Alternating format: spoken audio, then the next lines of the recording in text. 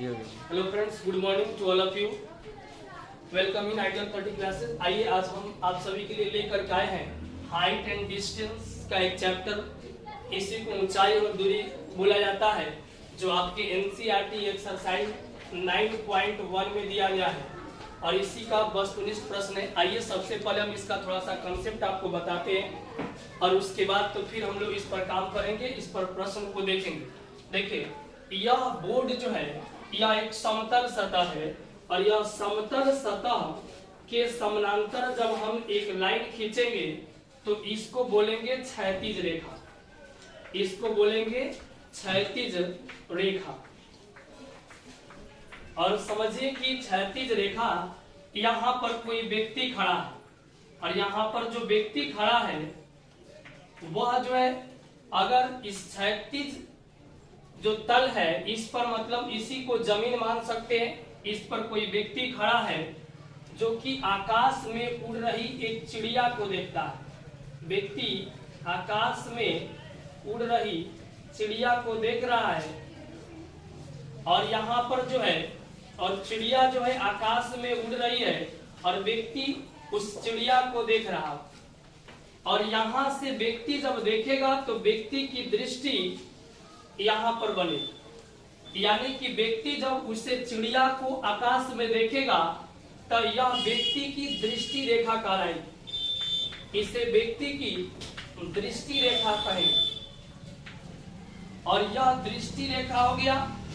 जबकि यहाँ पर जो है यह है जमीन, या अब इसी को हम लोग क्षैतिज रेखा बोलते हैं। अगर चिड़िया भी अगर ऊपर आसमान में है तो वह भी नीचे की तरफ व्यक्ति की ओर देखेगी।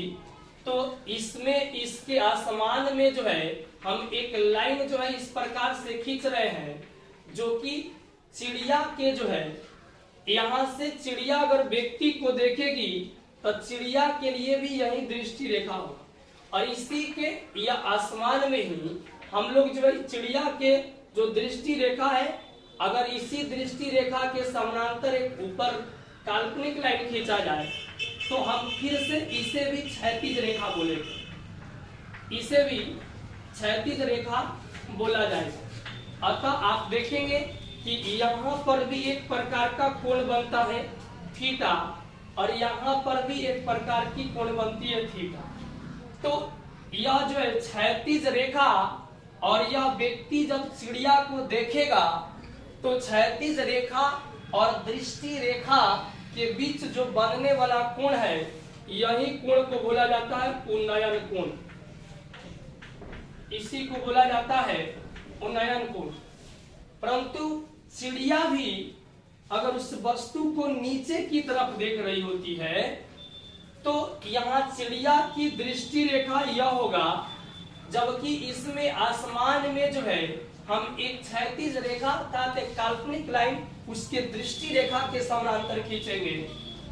तो यहाँ जो एक प्रकार का कोण बनेगा और यह कहलाएगा अवनमन कोण। यह कहलाएगा अवनमन कोण। इट मीन्स यहाँ पर आप देखिएगा कि यह है उन्नयन कोण और यह है अवनमन कोण। ऐसा कई आपको एग्जाम्पल मिलेगा, उन्नयन कोण और अवनमन कोण। जब वस्तु नीचे से ऊपर की तरफ कोई व्यक्ति देख रहा होता है तो उसके दृष्टि रेखा के समानांतर एक लाइन जो क्षैतिज रेखा कहलाएगी, और जब वस्तु को ऊपर की तरफ वह देख रहा है कोई व्यक्ति नीचे से, तो उसके दृष्टि रेखा और उसी के दृष्टि रेखा के समानांतर एक लाइन खींचेंगे और दोनों के बीच जो दृष्टि रेखा और क्षैतिज रेखा के बीच जो कोण बनेगा वह आपका उन्नयन कोण कहलाएगा। लेकिन अगर वही कोई व्यक्ति ऊपर से, जैसे कि छत से अगर कोई व्यक्ति नीचे की तरफ देखता है तो उस पर दृष्टि रेखा, और नीचे की तरफ देख रहा है तो दृष्टि रेखा और उस व्यक्ति के दृष्टि रेखा के समानांतर जो रेखा होगी, जो क्षैतिज रेखा होगी, उन दोनों के बीच जो कोण बनेंगे वह बनेगा अवनमन कोण। जैसे आप देख रहे हैं कि व्यक्ति नीचे से ऊपर आसमान में चिड़िया को देख रहा है तो क्षैतिज रेखा और दृष्टि रेखा के बीच बना कोण उन्नयन कोण है, जबकि चिड़िया आसमान में ऊपर है अतः वह नीचे की तरफ देख रही है किसी व्यक्ति को, तो वह चिड़िया की दृष्टि रेखा और उस आसमान में हम एक क्षैतिज रेखा काल्पनिक लाइन खींचेंगे, जो कि यहाँ चिड़िया की दृष्टि रेखा और उस क्षैतिज रेखा के बीच बनने वाले कोण अवनमन कोण कहलाएंगे। लेकिन हम लोग जब वस्तुनिष्ठ प्रश्न बनाएंगे तो उन्नयन कोण और अवनमन कोण यह दोनों को एक ही मान सकते हैं, क्योंकि जब आप देख रहे हैं कि एक लाइन यहाँ समानांतर है और एक दूसरी लाइन यहाँ पर है, तो जब दो रेखाएं एक दूसरे के समानांतर हो और तीसरी रेखा जो उसे प्रतिच्छेद कर रही है, तो एक ही और तो एकांतर कोण से अवनमन कोण बराबर उन्नयन कोण हो जाएगा। अवनमन कोण बराबर हो जाएगा उन्नयन कोण की।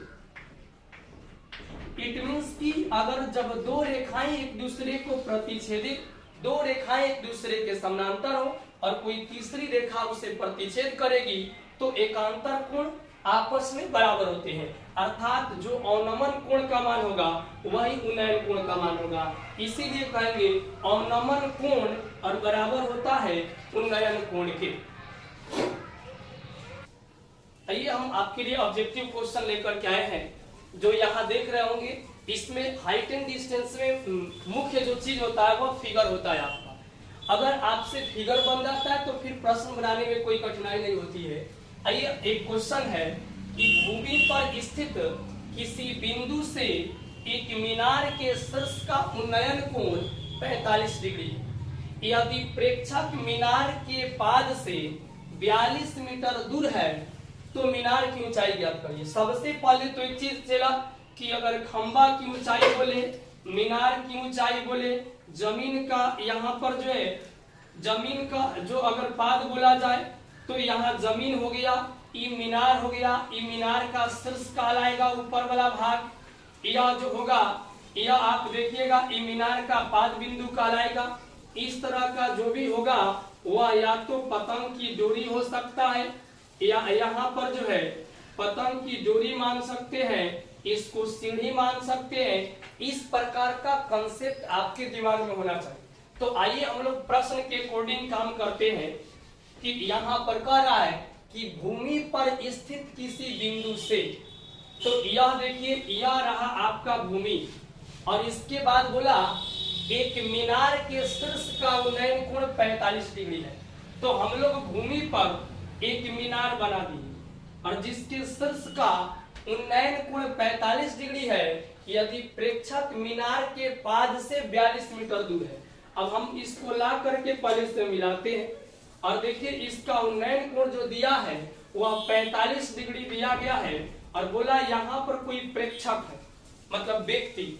तो यहाँ पर कोई प्रेक्षक होगा तो आपसे बोला कि यदि प्रेक्षक मीनार के पाद, तो यह मीनार का पाद बिंदु से यहाँ पर कोई प्रेक्षक है जो कि मीनार से 42 मीटर की दूरी पर है। तो आपसे पूछा कि मीनार की ऊंचाई क्या होगी, एक बार और समझेंगे। यह आपका मीनार हो गया, यह भूमि हो गई और यहाँ से इसको मिला देंगे और यहाँ पर यह जो होगा ये मीनार के पाद बिंदु से यहाँ पर कोई प्रेक्षक है जो 42 मीटर की दूरी पर है। तो आपसे पूछा गया कि मीनार की ऊंचाई बताइए। यहाँ मान लीजिए यह ट्रायंगल ए है, ये बी है, ये सी है और यही मीनार है। तो यहाँ पर ए बी मीनार है। तो हम लोग देखते हैं, सबसे पहले इसमें देखेंगे कि दिया क्या है और पूछा क्या जा रहा है। तो दिया हुआ है मीनार, यहाँ पर यह दूरी दिया गया अर्थात थीटा के ठीक सामने देखेंगे तो ये पी कहलाएगा और ये बी कहलाएगा। तो आप देखेंगे कि दिया है बी का मान, पूछ रहा है पी का मान, अर्थात पी और बी में रिलेशन खोजेंगे। ट्रायंगल ए बी सी में जब आप देखिएगा तो यहाँ पर tan थीटा के जगह पर 45 डिग्री होगा, तो tan 45 डिग्री बराबर पी अर्थात मीनार की ऊंचाई ए बी और बट्टा में BC जो कि 42 मीटर है तो 42 हो जाएगा। अब देखो tan 45 का मान 1 होता है और यहाँ पर हो गया AB और बट्टा का 42, तो यहाँ पर 42 में से गुना करिएगा 42 और AB और इसको चाहे तो बट्टा 1 कर सकते हैं। तो यहाँ पर जो होगा ए बी गुना 1 तो ए बी हो जाएगा, और 42 में 1 से गुना करेंगे तो 42 हो जाएगा। अर्थात मीनार की जो ऊंचाई आएगी वह 42 मीटर आएगी। आप चाहे तो आपका आंसर इस प्रकार से डी हो जाएगा। आइए दूसरा क्वेश्चन देखेंगे। जैसे कह रहा है कि 75 मीटर ऊंची एक मीनार, तो सबसे पहले एक में जैसे जैसे भाषा बोलेगा हम लोग उसी तरह का काम करेंगे। यह मीनार हो गया जो 75 मीटर ऊंची है, तो 75 मीटर ऊंची एक मीनार के शिखर से भूमि पर खड़ी एक कार, तो ई हो गया भूमि, और भूमि पर खड़ा यहाँ पर कोई कार है जो 75 मीटर ऊंची मीनार के शिखर से भूमि पर खड़ी एक कार का अवनमन कोण 30 डिग्री है। तो यहाँ पर कार है और यहाँ पर जो है, यहाँ से मीनार के शिखर से जब आप मिलाएंगे इसे, और यहाँ पर कार है, तो जब मीनार के शिखर से इसे मिलाइएगा तो यही जो कोण बनेगा वह आपका कितना डिग्री बनेगा? 30 डिग्री। क्योंकि आप हमने बताया था आपको कि उन्नयन कोण और अवनमन कोण कोई कहे फर्क नहीं पड़ता है, क्योंकि यहाँ पर जो अवनमन कोण बनेगा तो यहाँ देखिए फिर यह लाइन और यह लाइन समानांतर होगी और यह प्रतिच्छेद करने वाली रेखा होगी। अगर 30 डिग्री यह होता है तो 30 डिग्री यह भी हो जाएगा। इसीलिए हम लोग सिर्फ उन्नयन कोण ही मानकर चलेंगे। तो कहा कि अवनमन कोण 30 डिग्री है, मीनार के आधार से कार की दूरी बताइए, अर्थात यहाँ से लेकर यहाँ की दूरी बताना है। ए बी और सी आपको निकालना BC है, तो मान सकते हैं कि BC x है, तो जो कार की दूरी है मीनार के पास से, तो यहाँ पर AB दिया गया। आप देखेंगे कि यहाँ थीटा के ठीक सामने P है और यह है B, तो आप P और B में रिलेशन खोजेंगे और त्रिभुज ABC जो होगा, त्रिभुज ABC में यहाँ पर P और B में रिलेशन tan में मिलेगा, तो tan 30 डिग्री, एंगल का मान 30 है, तो tan 30 बराबर AB कितना दिया गया 75 और बट्टा में BC, तो यह x हो गया। tan 30 का मान 1/√3 होगा और यहाँ पर 75 बट्टा का x में जब x से गुना करेंगे तो x होगा और 75 में √3 से गुना करेंगे तो 75√3 कितना मीटर आंसर हो जाएगा, जो कि आपका ऑप्शन नंबर C में दिया गया है। आप अपने मोबाइल में से स्क्रीनशॉट ले सकते हैं। चलिए अगला क्वेश्चन होगा, भूमि से 100 मीटर की ऊंचाई तथा 60 डिग्री के उन्नयन कोण पर उड़ती हुई एक पतंग की डोरी की लंबाई चाहिए। तो सबसे पहले तो यह देखेंगे कि दिया गया भूमि से 100 मीटर की ऊंचाई, तो यहाँ पर एक पतंग उड़ रही है, यहाँ पर जो है एक पतंग उड़ रही है, जो कि यहाँ पतंग जो है कि भूमि से 100 मीटर की ऊंचाई पर है, तो यहाँ 100 मीटर भूमि से ऊंचाई पर बना दिया गया। यह है जमीन और यहाँ पर जो हो गया यह पतंग की डोरी है, जो कि बिल्कुल ढील नहीं है, यह समझेंगे, यानी तना हुआ डोरी है। तो यहाँ पर कहा कि भूमि से 100 मीटर की ऊंचाई तथा 60 डिग्री के उन्नयन कोण, यह कोण जो दिया गया वो 60 डिग्री दिया है, पर उड़ती एक पतंग की डोरी की लंबाई अर्थात इसकी लंबाई निकालना है। तो यहाँ देखेंगे थीटा के ठीक सामने P है और यह है H, तो आप त्रिभुज अगर मान लेते हैं इसको A, इसको B और इसको C, तो त्रिभुज ABC में आप देखेंगे कि दिया है 100 मीटर और निकालना H पतंग की डोरी है। सबसे पहले देखते हैं कि दिया क्या है और निकालना क्या है। तो P और H में रिलेशन खोजेंगे तो वह मिलेगा साइन थीटा में, अर्थात साइन 60 डिग्री और बराबर यहाँ पर देखेंगे AB जो दिया है 100 मीटर दिया गया और AC जो दिया गया है वह H दिया गया। तो साइन 60 डिग्री का मान यहाँ पर √3/2 होगा, जबकि यहाँ हो गया 100 बट्टा का H। अब इसको चाहे तो यहाँ पर गुना कर देंगे, H में √3 से तो √3H हो जाएगा और 100 में 2 से तो 200 हो जाएगा।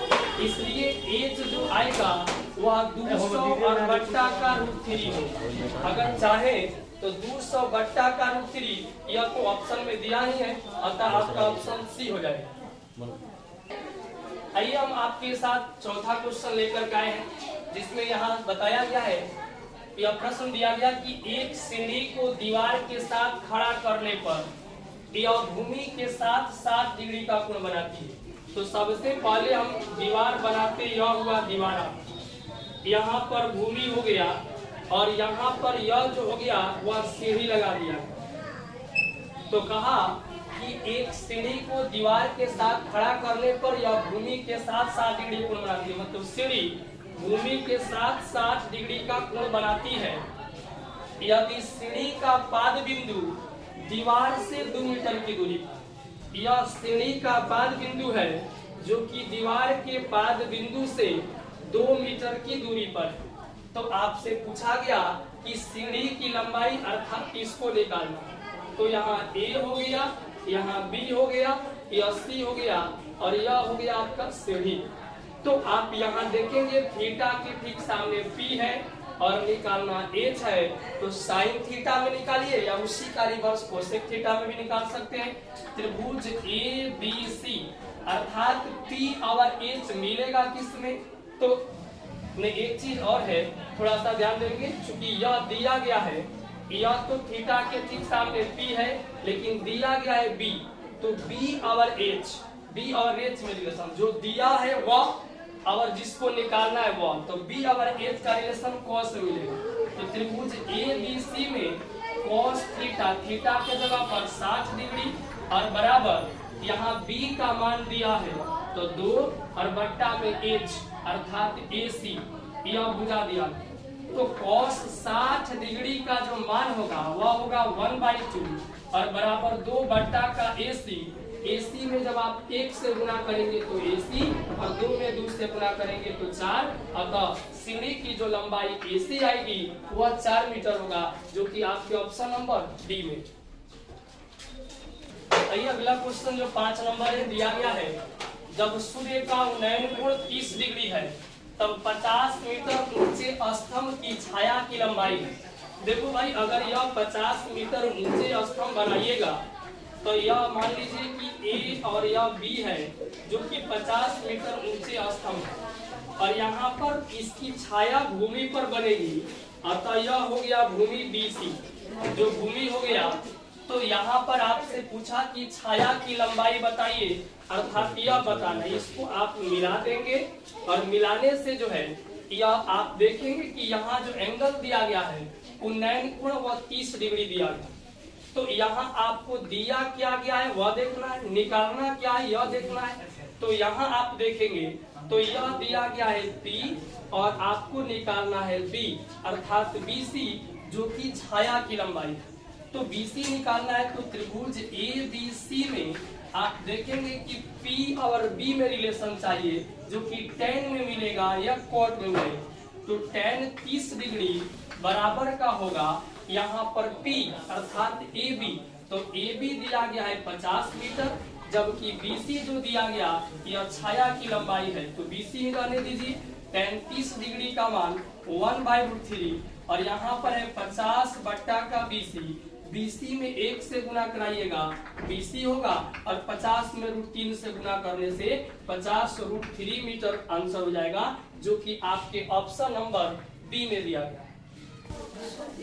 आइए अगला क्वेश्चन होगा जो 6ठा नंबर आपके सामने, 12 मीटर ऊंचे खंबे की भूमि पर पड़ रही छाया की लंबाई यहाँ 4√3 मीटर है। तो सबसे पहले 12 मीटर ऊंचे खंबा, यहाँ पर एक खंबा बना दिए जो कि 12 मीटर ऊंचा है। यहाँ पर एक भूमि का यह तल हो गया। तो कहा कि 12 मीटर ऊंचे खंबे की भूमि पर पड़ रही छाया, तो इसको बोलेंगे छाया। यह हो गया आपका छाया। तो यहाँ पर कह रहा है कि 12 मीटर ऊंचे खंबे की भूमि पर पड़ रही छाया की लंबाई 4√3 मीटर, अर्थात यह छाया की लंबाई दिया गया 4√3 मीटर। तो आपसे पूछ लिया गया कि सूर्य का उन्नयन कोण बताइए। इसको हम सबसे पहले मिला देते हैं और यही आपको एंगल निकालना है। तो देखिए, यह मान लीजिए एंगल थीटा है तो इसके ठीक सामने P होगा और बगल वाला B होता है। तो हमेशा रिलेशन जो मिलेगा वह tan में मिलेगा। इसको ABC कर देते हैं। तो ऐसे देखेंगे कि त्रिभुज ABC में कि tan थीटा बराबर यहाँ पर P जो दिया गया वह 12 दिया गया है और b दिया गया 4√3।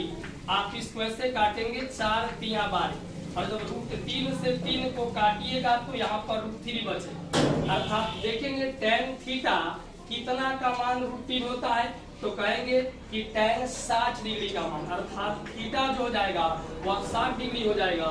तो आंसर आपका ए होगा, जो कि 69 कोण 60 डिग्री होगा। फिर अगले वीडियो में हम मिलते हैं, तब तक के लिए बाय बाय। ओके।